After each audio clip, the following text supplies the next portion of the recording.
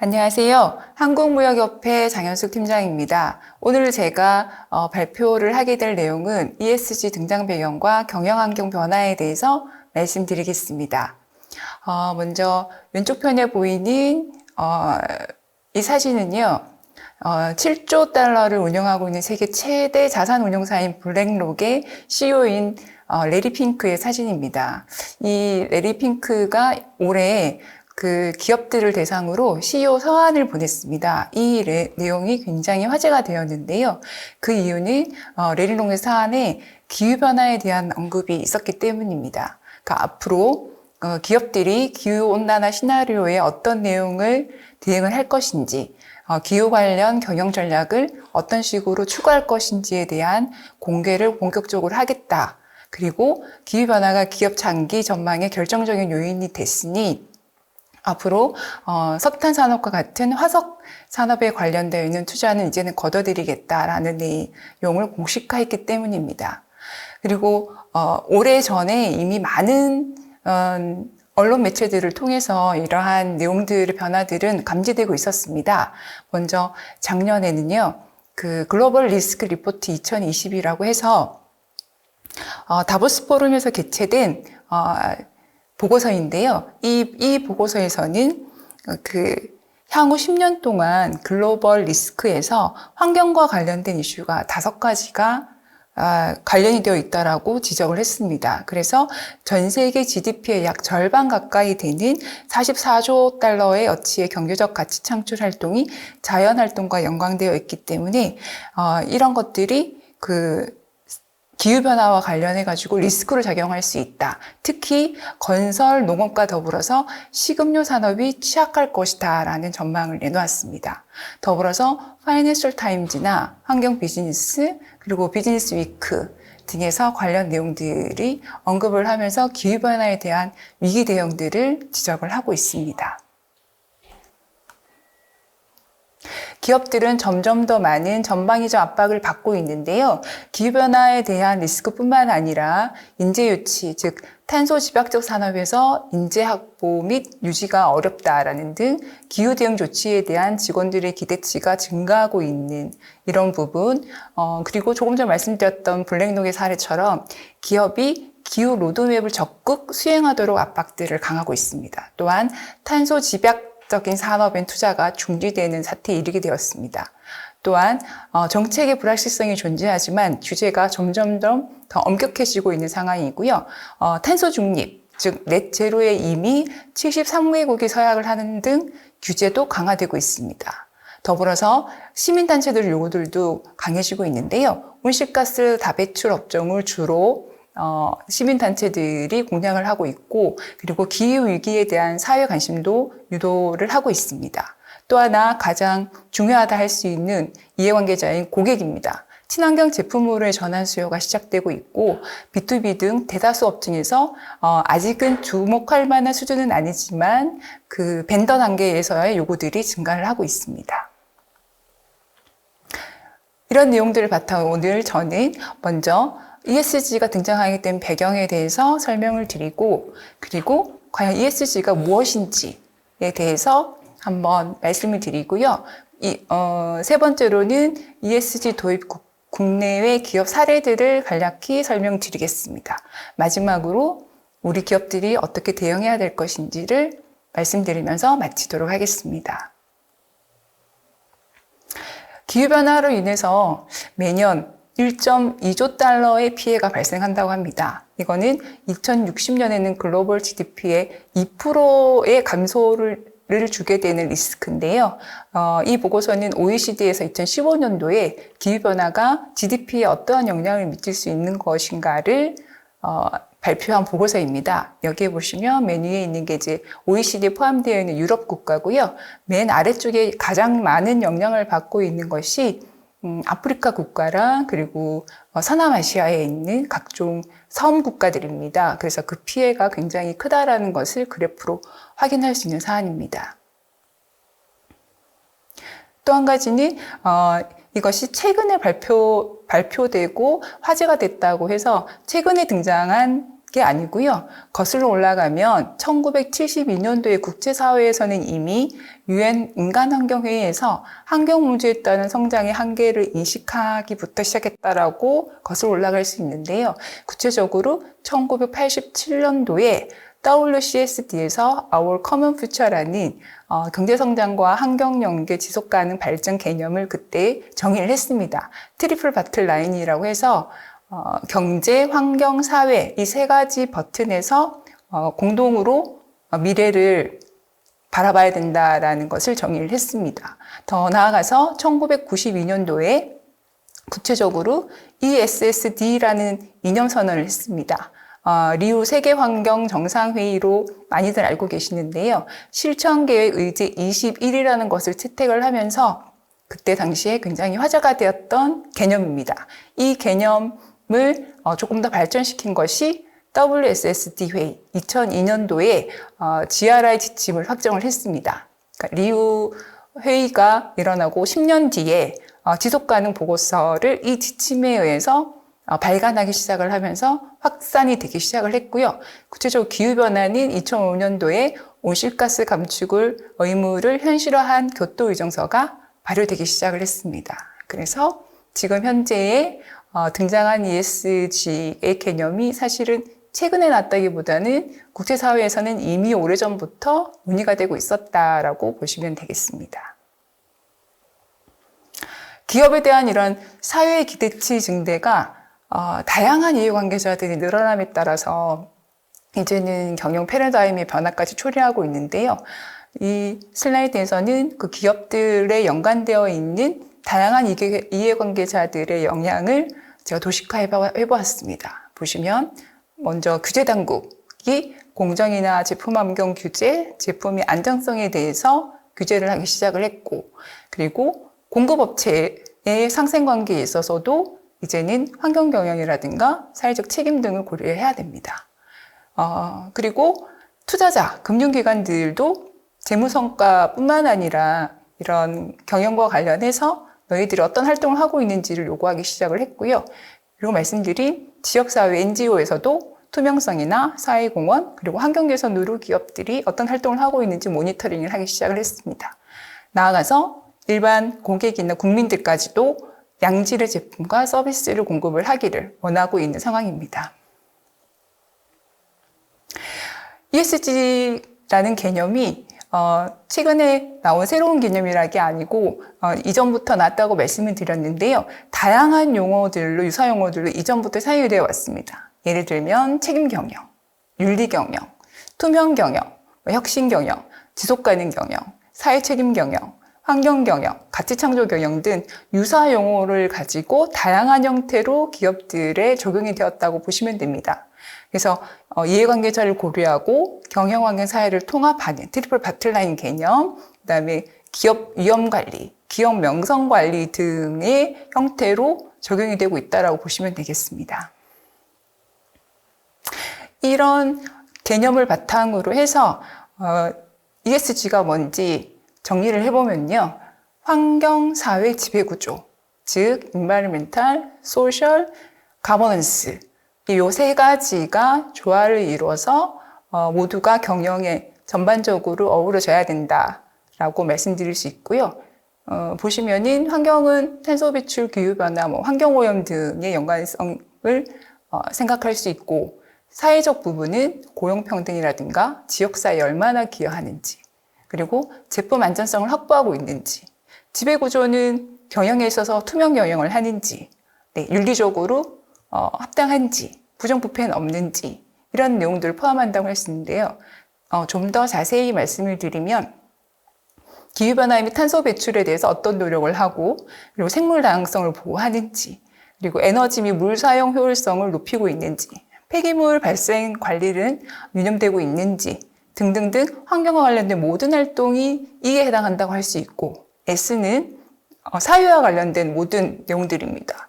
고객 만족, 인권, 노동 기준, 그리고 성별의 다양성, 고용에 있어서 여성 직원이 얼마나 참여를 하고 있는지, 그리고 지역사회에 기여하고 있는지, 나아가서 공급망 관리에 있어서 합당한 기준을 가지고 공급업체를 선정을 하고 더불어 협업하고 상생하고 있는지, 지배구조에 있어서는 이사회 구성, 그리고 감사위원회, 그리고 뇌물 및 부패에 있어서 투명한지, 로비 및 정치기 부분 어떻게 운영되고 있는지, 세금을 잘 내고 있는지 등등등 생각해보면 경영활동에 있어서 착한 기업의 형태의 모든 것들을 아우르고 있다라고 생각하시면 될 것 같습니다. 이렇게 말씀드리니까 굉장히 어려운 것 같죠? 네, ESG 경영을 한다는 것이 어찌 보면은 모든 것들을 다 해야 되는 거 아니냐라는 생각이 들 수도 있을 것 같습니다. 근데 또 달리 이렇게 이해하시는 부분도 있습니다. 아, 그래? 환경을 고려해야 된다. 그러면은 쓰레기를 덜 버리고 오염물질 배출 덜 하면 되지 않나? 라고 생각하시는 빙산일각을 들여다보시는 분들도 사실 있으세요. 그런데 그 ESG 경영에 있어서 그거는 굉장히 겉으로 표면화되어 나와 있는 부분이고요. 그 밑에 엄청나게 많은 사안들이 함께 어우러져 있습니다. 그걸 나타내는 슬라이드가 지금 보시는 슬라이드고요. 그 아래에 제가 강조드리고 싶은 부분은 맨 마지막에 있는 이노베이션, 그러니까 혁신이 필요한 부분, 그리고 거기에 있어서 기회가 무궁무진하다는 것을 꼭 강조드리고 싶습니다. 이런 ESG 도입의 국내외 기업 사례를 식품업계 기준으로 제가 4가지 업체들을 뽑아봤습니다. 먼저 네슬레, 코카콜라, CJ제일제당, 풀무원 4가지 업체들을 소개시켜 드릴 텐데요. 네슬레는 2050년까지 탄소 중립을 선언을 했습니다. 탄소 중립이란 2050년까지 네슬레는 탄소 배출을 하나도 하지 않겠다라는 걸 선언했다는 거죠. 그래서 그때까지 36억 달러, 우리나라 돈으로 3조 9천억 원을 투자를 한다는 계획을 발표를 했고요. 전 세계 800개 지사의 에너지 사용을 100% 재생 가능한 전력을 사용하겠다라고 공표를 했습니다. 대단한 거죠. 네, 공급망의 친환경으로 전환을 시키겠다라는 것도 여기에 포함되어 있습니다. 두 번째, 코카콜라는 지속 가능한 패키지 프로젝트를 추진하고 있는데요. 2030년까지 판매하는 모든 음료 패키지를 수거 및 재활용한다는 것을 목표를 하고 있는 겁니다. 따라서 코카콜라가 판매되고 있는 각종 캔, 그다음에 음료들, 모든 패키지가 수거되고 다시 활용된다라는 뜻입니다. CJ제일제당은 지속가능 경영을 2013년부터 지속가능 경영 보고서를 발간을 하면서 시행을 하고 있는데요. 준법 경영, 윤리 경영, 안전 경영을 모토로 진행을 하고 있습니다. 풀무원은 사회책임 경영을 모토로 2007년 국내 식품업계 최초로 지속가능 경영 보고서를 발간을 한 이력을 갖고 있고, 현재 바른 먹거리, 그다음에 로아스 가치들을 추구하면서 동물 복지까지 신경을 쓰면서 이런 것들 ESG 경영을 실천을 하고 있습니다. 하나하나 기업들 자세히 살펴보도록 하겠습니다. 먼저 네슬레 사례입니다. 네슬레가 발표한 자료인데요. 네, 지금 현재 네슬레에서는 좀 전에 말씀드렸다시피 그 지사에 있는 모든 물품들을 2030년까지 다 재활용하겠다. 그리고 그 공급망에 제공되고 있는 업체들의 그 재생에너지 사용을 늘리겠다라고 발표를 했던 걸 알 수 있고, 이 노력들이 그 최근에 일어난 것이 아니라 그 이전부터 지속 가능하면서 계속되어지고 있음을 나타내고 있습니다. 다음은 코카콜라에 대한 국내외 기업 사례입니다. 보시면 코카콜라도 역시 제가 좀 전에 말씀드렸던 최근의 목표가 만들어졌다기보다는요, 거슬러 올라가서 1917년부터 이러한 노력들이 지속되어 왔습니다. 그래서 복원에 있어서 지역사회에 공헌을 하고, 그다음 재단을 설립을 해서 사회공헌 활동을 지속해 오고, 그리고 건강한 음료를 개발하기 위한 노력들을 지속해 왔고요. 꾸준히 전 세계의 다양한 계층에 있는 사회 취약계층을 지원하는 활동들을 추구를 해왔습니다. 그 이력들을 그 홈페이지에서 자세히 설명을 하고 있는데요. 여기 보시면 2010년, 2013년, 최근에 2018년까지 계속해서 지속적으로 ESG 활동을 지속하고 있음을 알 수 있습니다. 다음은 CJ제일제당입니다. 앞서 말씀드린 것처럼 2013년부터 지속가능 경영 보고서를 발간을 했습니다. 연 단위로 계속 발간을 해왔고요. 그 모토에 있어서는 환경, 사회, 거버넌스 부분에서 각각 해당하는 항목들을 바탕으로 해서 1년 동안 어떠한 활동들을 했는지를 자세하게 설명하는 내용들을 홈페이지에서 다운로드 받아서 확인할 수 있도록 하고 있습니다. 풀무원입니다. 풀무원은 지금 보내드리는 슬라이드는 최근에 발간한 풀무원의 지속가능 경영 보고서의 목차입니다. 보시면 구성되어 있는 것이 풀무원이 어떤 회사인지를 자세히 보여주고 있고요.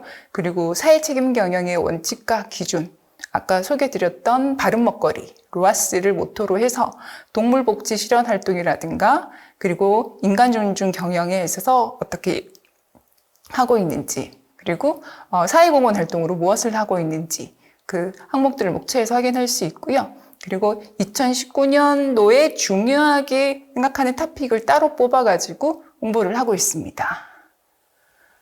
파트 4에서 보여주는 일반 토픽의 형태 다양하게 환경경영 최소화, 고객가치 향상, 그다음 제품 품질 향상, 그리고 일가정 양립을 위한 가족 친화 제도까지 경영 파트에서 보여주고 있고요. 그리고 가치 창출 프로세스는 어떻게 진행되는지 2019년 주요 제품 실적, 수상 실적, 그리고 비재무 실적까지 내용을 포함을 하고 있습니다. 마지막으로 비즈니스 리뷰에서는 유기농 푸드를 어떻게 공급을 하고 있는지, 다양한 제품들을 친환경 관련된 제품들 개발 이력까지 내용들을 포함하고 있고요. 어펜디스 부록에 보시면은 재무제표의 내용하고 그리고 온실가스 검증 보고서, 자사가 배출하고 있는 온실가스 양이 얼마인지를 포함을 해서 내용들을 공개를 하고 있는 걸 알 수 있습니다. 이것이 2019년도에 발간한 풀무원의 지속가능 경영 보고서 표지이고요. 목차는 제가 설명해 드린 내용들로 구성이 되어 있습니다. 이것도 역시 풀무원 홈페이지에 가시면 확인할 수 있겠습니다. 그러면 기업들의 대응 전략을 살펴봤으니 우리 기업들이 해야 되는 전략의 형태는 어떤 식으로 진행돼야 할 것인지를 설명드리겠습니다. 지금까지 설명으로 봤을 때는 그러면 지속가능 경영 보고서를 발간을 해야 되는 것이냐, 아니면 앞에서 설명드린 ESG 개념 모두를 지금 당장 실천을 해야 될 것이냐, 상당히 난해하고 어렵게 여겨질 수 있을 것 같습니다. 그러나 처음에 시작할 때 제일 중요한 것은 ESG를 이해하는 것부터 시작해야 된다고 생각을 합니다. 그래서 제가 지금 현재 기업이 각각 처해 있는 비즈니스에 미치는 영향을 파악하는 것이 필요할 것입니다. 지금 미국 육류 수출협회에서 속해 있는 식품 관련 업체분들은 특히 포장재에 관련해서 혹은 동물복지와 관련된 것들이 많은 영향을 끼칠 것으로 생각되어지는데요. 이런 것들이 자사에 어떻게 영향을 미칠 수 있는지를 먼저 파악을 하고 이것을 수치화하는 측정 단계가 먼저 1번입니다. 두 번째는 모든 것을 한꺼번에 할 수 있으면 가장 좋기는 하겠지만 어려울 수 있습니다. 중소기업 입장에서는요. 그럴 때에는 부분적으로 우리 기업이 측정된 데이터를 바탕으로 먼저 실천할 수 있는 것들을 선택을 해서 대응 목표를 설정을 하고 이것들을 지켜나가는 것이 필요하다. 그래서 지켜나가는 것이 스텝 3인 실행에 해당되겠습니다. 이것을 달성하려면 어떤 대안들이 마련되어져야 될 것인지가 구체화되어져서 실행 단계에 들어가고, 네 번째, 실행하는 것을 평가하는 것이 필요합니다. 성과 평가하고 평가된 것이 만약에 미흡하다면 개선책은 어떻게 마련돼야 할 것인가, 그리고 그 결과를 무엇보다 투명하게 공개하는 것이 중요합니다. 이 투명하게 공개하는 것이 지속가능 경영 보고서의 형태로 발간되고 있는데요. GRI 가이드라인이라고 해서 이것을 공개하는 방법이 마련되어 있습니다. 그것이 활용을 한다고 하면 충분히 업체에서도 시작을 단계에서도 그걸 참고해서 공개가 가능할 것 같습니다. 다섯 번째는 중요하게 봐야 될 것이 전사적인 참여입니다. CEO의 결심만으로 혹은 이것을 다루고 있는 ESG의 부서의 일로서 치부해버리게 되게 되면 절대로 ESG 경영은 성공할 수가 없고, 그리고 여러분들이 기회를 포착하는 것조차 어려울 수 있습니다. 여기 핵심은 5번째, 전사적 참여라고 할 수 있는데요. 최고 경영자부터 신입사원까지 전 직원이 참여를 했을 때의 ESG 경영 전략은 기업에 내재화되어서 성공으로 이끌어질 수 있습니다. 여기에서의 성공이라고 하면 기회 모색 단계로 갈 수 있는 발판인데요. 대응으로 끝나는 것이 아니라 ESG 경영 전략이 성장 기회로 활용되어서 새로운 비즈니스 모델을 발굴하는 단계에 이르려면 반드시 전사적 참여가 전제되어야 합니다. 네, 지금까지 말씀드린 ESG 등장 배경과 경영 환경 변화에 있어서 제가 강조드리고 싶은 것은 지금 이 슬라이드입니다. 환경과 사회, 그리고 지배구조, ESG로 나눠지는 거에 있어서 어떤 기업은 우리는 동물복지만 열심히, 어떤 기업은 우리는 환경오염물 물질을 제거하는 것만 열심히, 어떤 기업은 ESG가 투명하게 공개하는 거래 라고 해서 그것만 열심히, 이렇게 부분적인 코끼리의 한쪽 부분만을 만지고 있는 꼴이 될 수도 있습니다. 네, 그렇게 되지 않도록 전사적인 차원에서 종합적으로, 그리고 ESG가 골고루 통합적으로 고려되었을 때 성공 가능하다라고 강조드리면서 이상 발표를 마치도록 하겠습니다. 감사합니다.